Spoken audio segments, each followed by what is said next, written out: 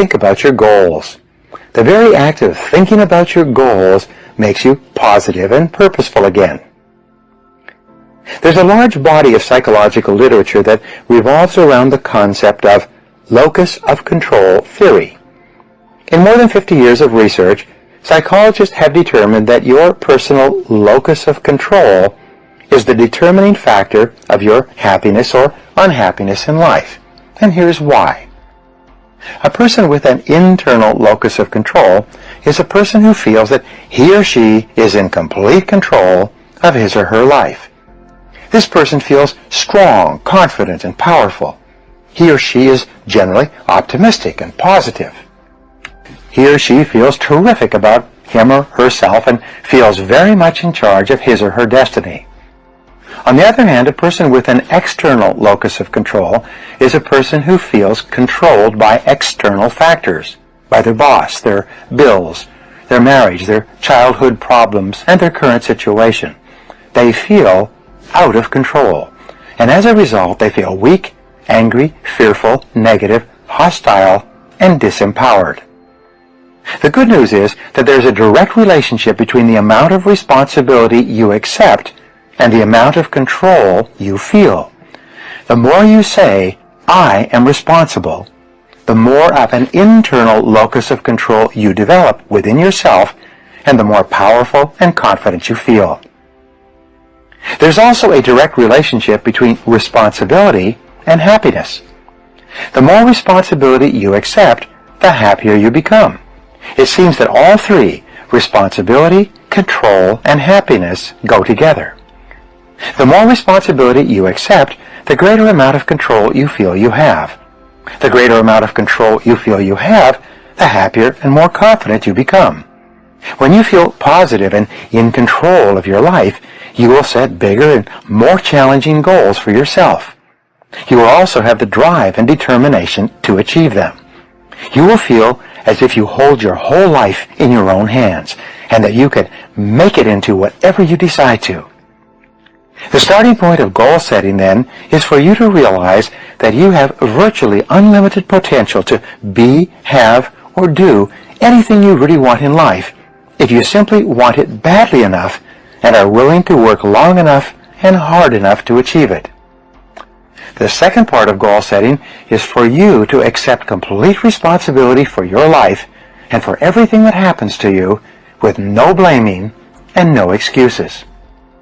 With these two concepts in mind, that you have unlimited potential and that you are completely responsible, you are now ready to move to the next step, which is to begin designing your ideal future.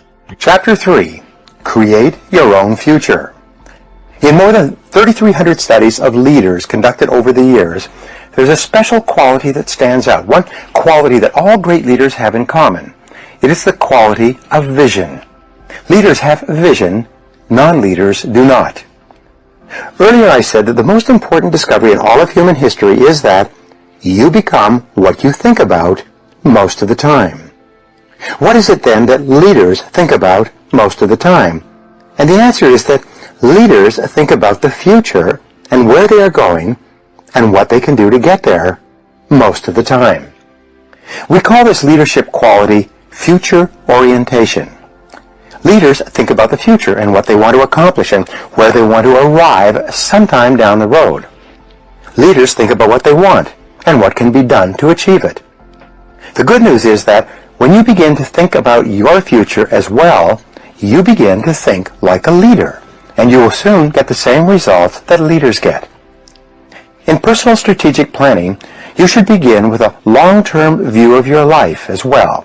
You should begin by practicing idealization in everything you do. In the process of idealization, you create a 5-year fantasy for yourself and begin thinking about what your life would look like in 5 years if it were perfect in every respect. The biggest single obstacle to setting goals is self-limiting beliefs. These are areas where you believe yourself to be limited in some way.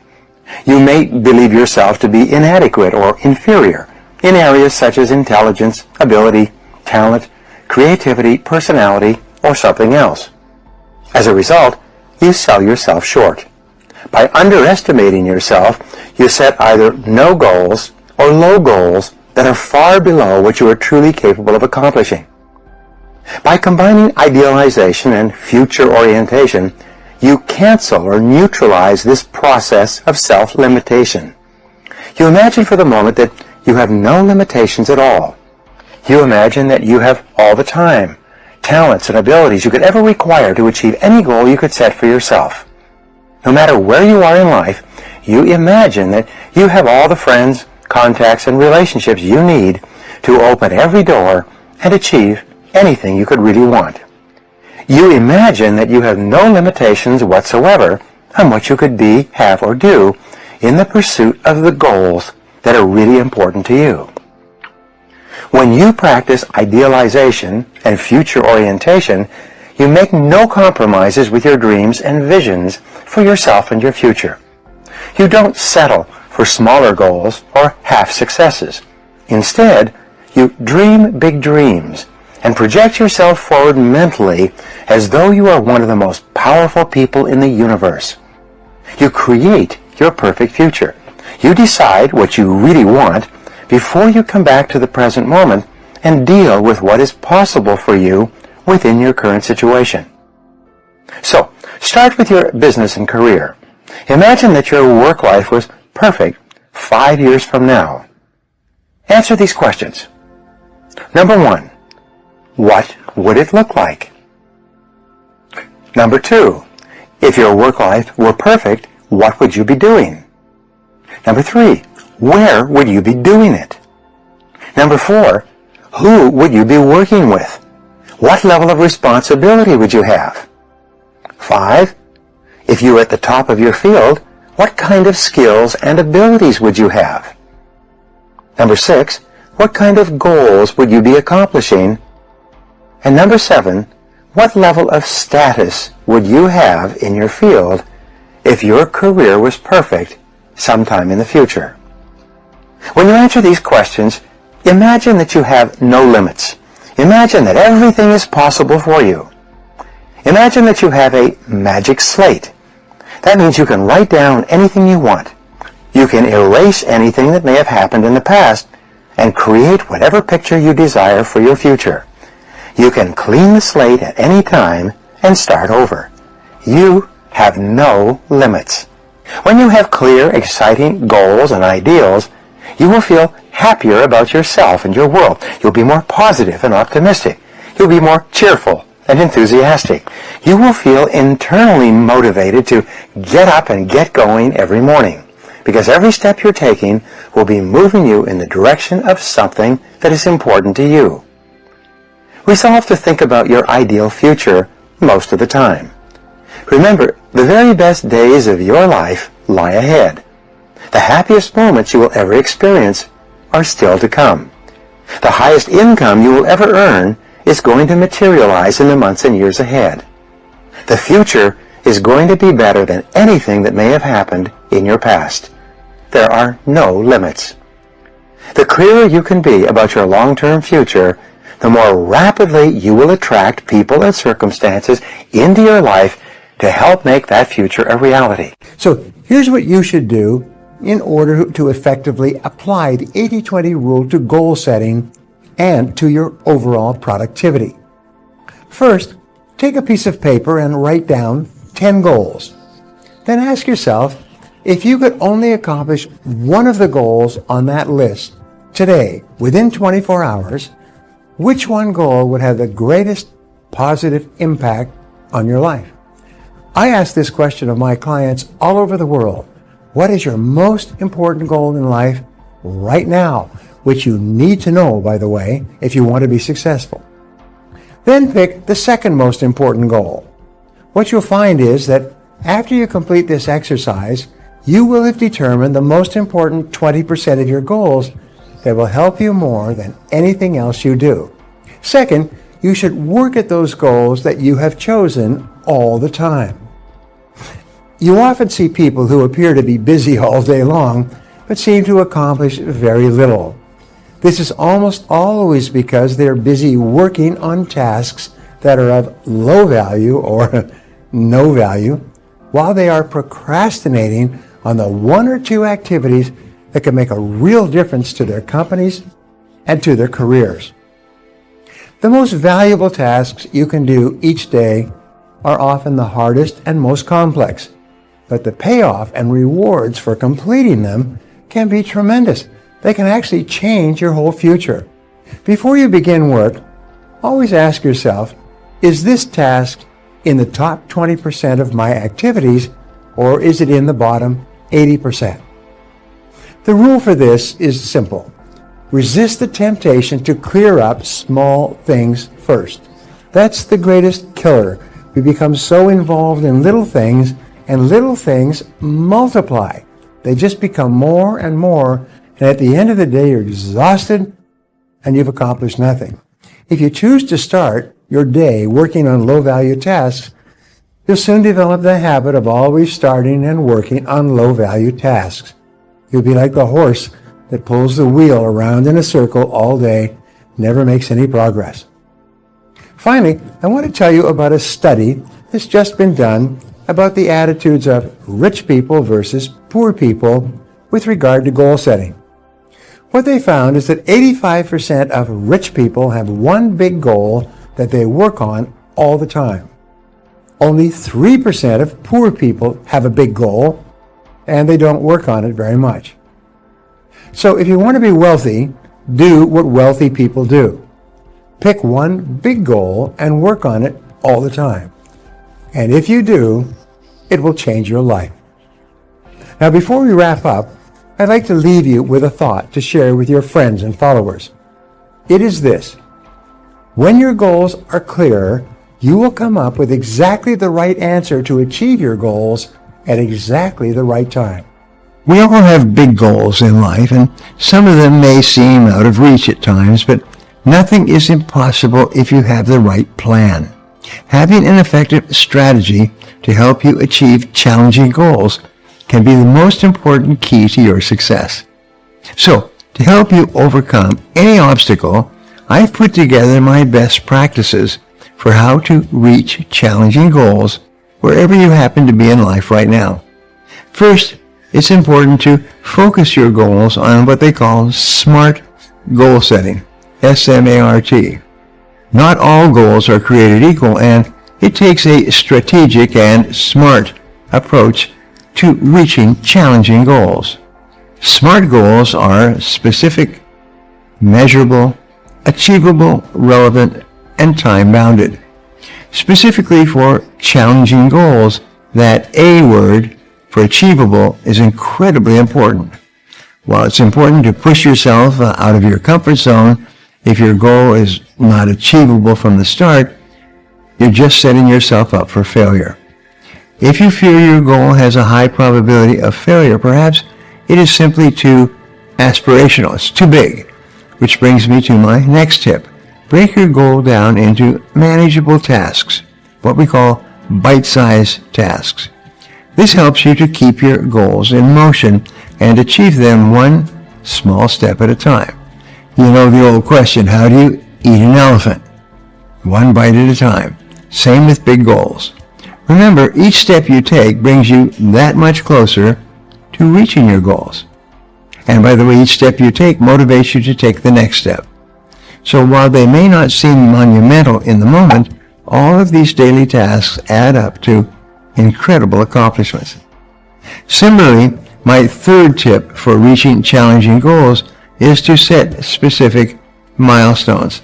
You can help yourself stay motivated in any situation, whether it's hunting for a new job, staying motivated in school, or hitting a new financial goal by creating and celebrating milestones along the way.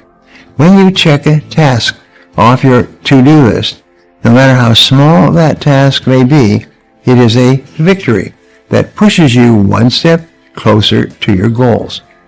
Celebrate your small successes along the way, whether it be taking time off, spending time with loved ones, or simply reflecting on your latest achievement.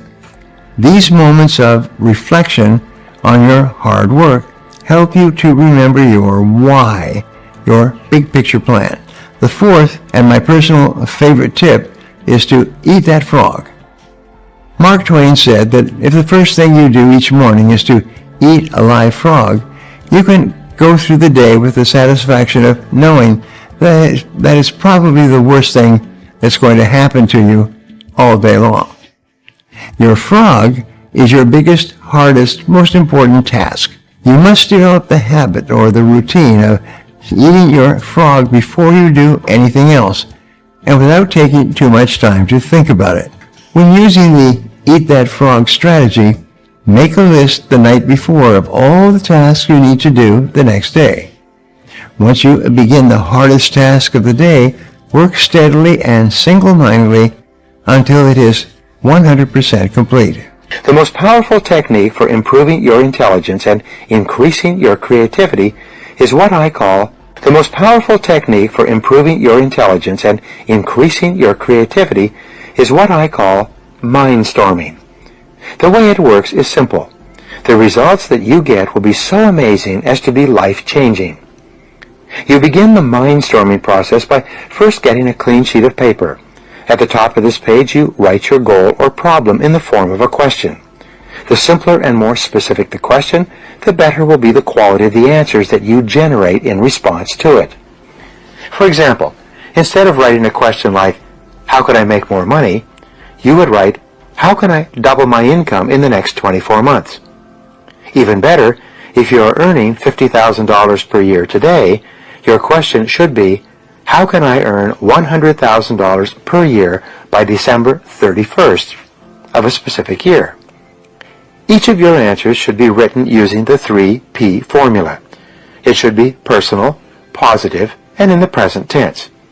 In other words, your answers should be written as affirmations or instructions from your conscious mind to your subconscious mind.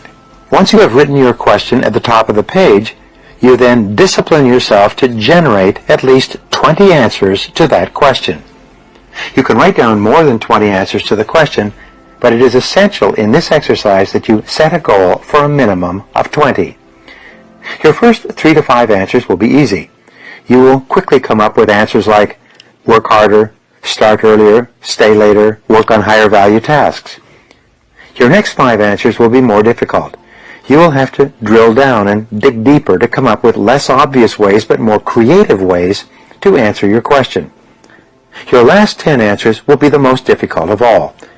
Many people find this part of the exercise so difficult that their minds go blank. Their eyes glaze over.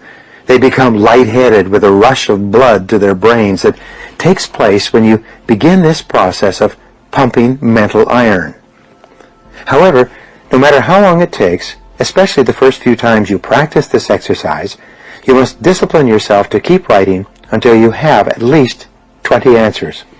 Sometimes the 20th answer that you generate will be the breakthrough answer that enables you to save yourself thousands of dollars and many hours of hard work. Often, your last answer is the inspired idea that changes your whole life and career. Once you have 20 answers, go back over your list and review your answers. Then, select at least one action that you can take immediately to begin moving yourself more rapidly toward your goal or toward solving the problem. You can multiply the effectiveness of this process by taking the very best answer that you identified in the first list of 20 and writing it at the top of a fresh sheet of paper in the form of a question. Then, see if you cannot generate 20 answers to that question as well. This combination exercise will rev you up mentally, like stepping on the accelerator of a car while the transmission is in neutral. Your mind will sparkle and dance with mental energy and bristle with ideas like the bright lights of a Christmas tree.